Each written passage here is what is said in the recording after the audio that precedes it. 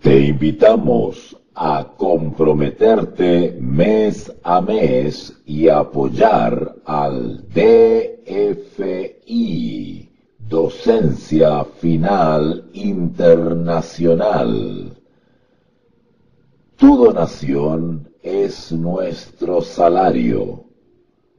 Que Dios te bendiga. Hola, soy su profesor Walter nuevamente para compartir con ustedes esta hermosa serie sobre la Trinidad olvidada, en defensa de la eterna y sagrada doctrina bíblica de la Trinidad. Y quiero compartir con ustedes unos textos increíbles, sencillos, pero profundos a la vez. Me refiero al prólogo de Juan, del Evangelio según San Juan. Ustedes se preguntarán, bueno, ¿cuál prólogo es ese? Bueno, es un conjunto de textos o versículos que yacen en la introducción, en el principio, en el comienzo del Evangelio según San Juan. Y tienen una trascendencia tremenda para vindicar la deidad de nuestro Señor Jesús. A veces me pregunto cuánto tiempo le llevó a Juan escribir este prólogo. Seguramente no fue algo que fue escrito de manera descuidada, sin planificarlo ni pensarlo. Él debió haber gastado buena cantidad de tiempo y energía en ello. Me refiero al prólogo de Juan, los primeros 18 versículos del Evangelio que lleva su nombre. Algunas personas no se sienten cómodas con la idea de que alguno de los que escribieron las Escrituras se haya esforzado mucho en un pasaje en particular, en una sección en especial. Hay otros que piensan que los escritores de la Biblia deben haber caído en algún tipo de trance mientras eran guiados por el Espíritu Santo para expresar la verdad de Dios. Pero esta no es una idea verdaderamente bíblica. Estos santos hombres ciertamente hablaron de parte de Dios, pero eso no excluye en absoluto el uso de sus mayores esfuerzos, en términos humanos, para presentar la verdad de Dios. Claro, es evidente que cada uno de ellos tenía habilidades personales que fueron potenciadas por la inspiración del Espíritu Santo. El prólogo de Juan es una joya literaria. Su equilibrio casi no tiene parangón. Esta es una obra de arte cuidadosamente elaborada, una revelación que ha inspirado a los creyentes durante casi 2000 años. Las mentes más brillantes han quedado fascinadas con él y siempre se han maravillado con su belleza. Es un tesoro inagotable. Pocos pasajes de las Escrituras son más importantes que el prólogo de Juan para nuestro estudio, nuestra serie sobre la Trinidad olvidada, y también de la persona del Hijo de Dios en particular. Entendamos, Juan claramente pretendía que este pasaje funcionaría como un lente, una especie de ventana, a través de la cual debemos leer el resto de su Evangelio.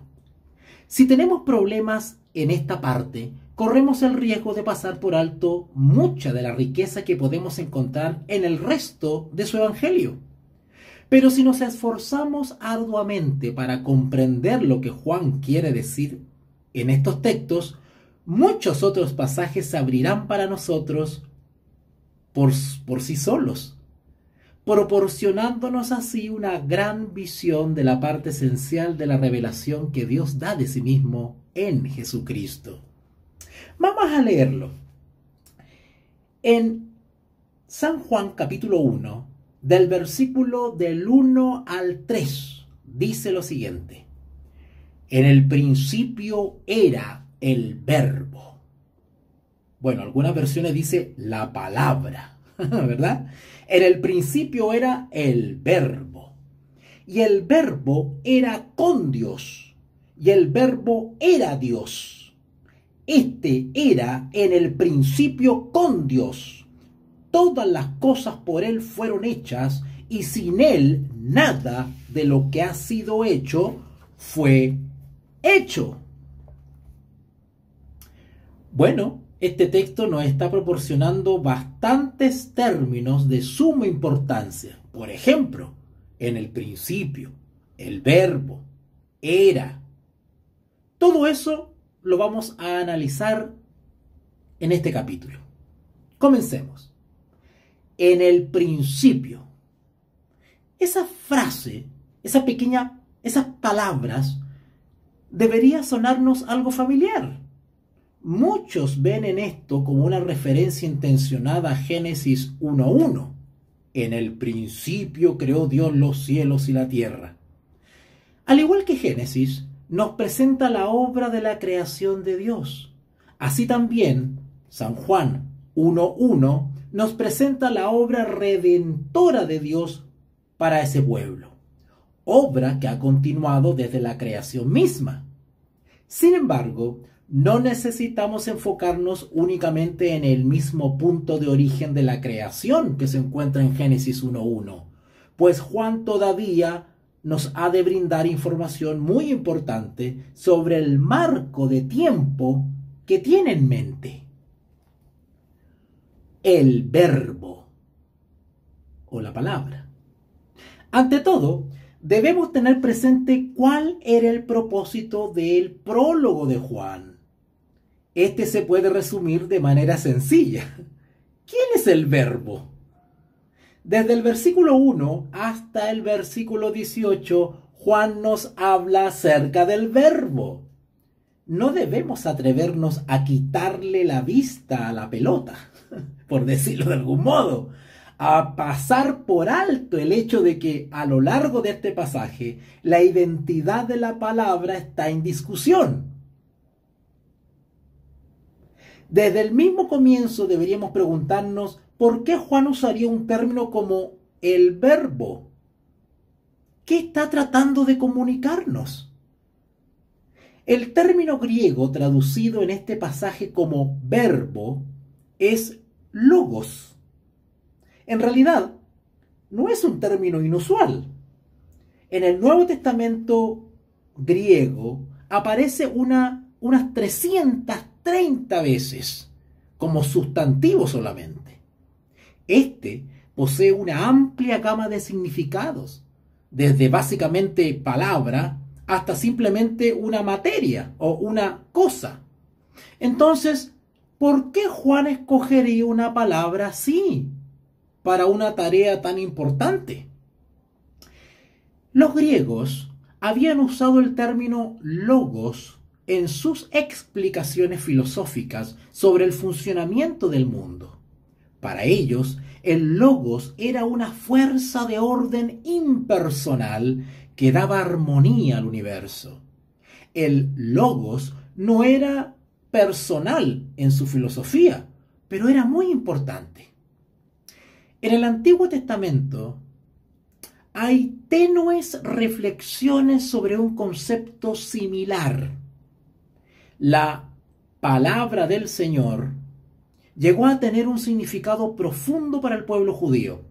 Pasajes como el Salmo 33:6, por la palabra de Jehová fueron hechos los cielos y todo el ejército de ellos por el aliento de su boca.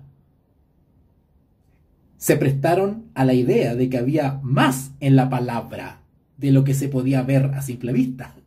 Durante unos pocos siglos antes de la venida de Cristo, teólogos y pensadores judíos verían en frases tales como la palabra del Señor y en la sabiduría de Dios referencias a un concepto más personal que abstracto.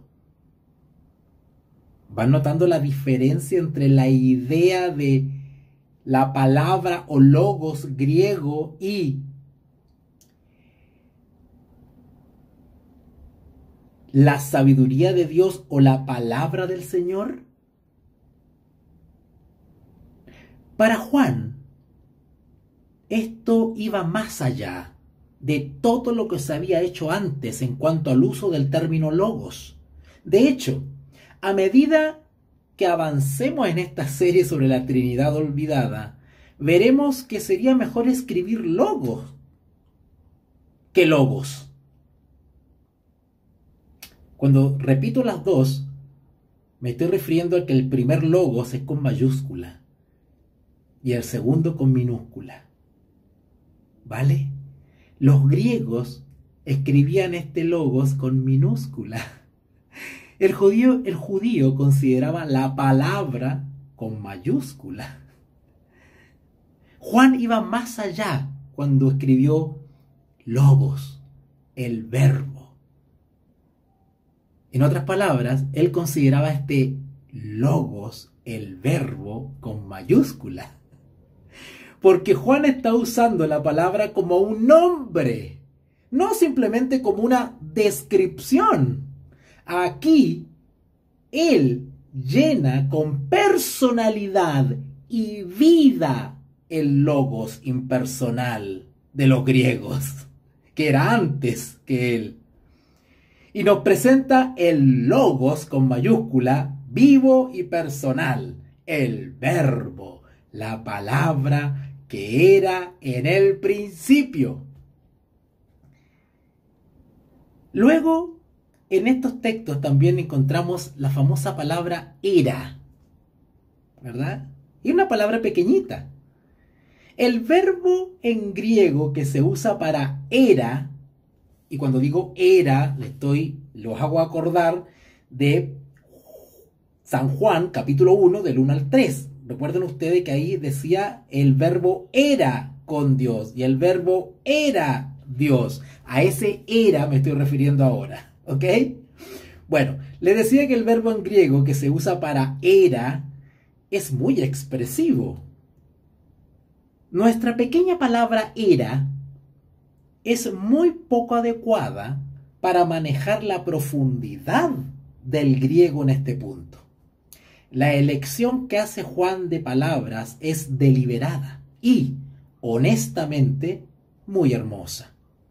A través del prólogo del Evangelio de Juan, el autor va estableciendo un equilibrio entre dos verbos.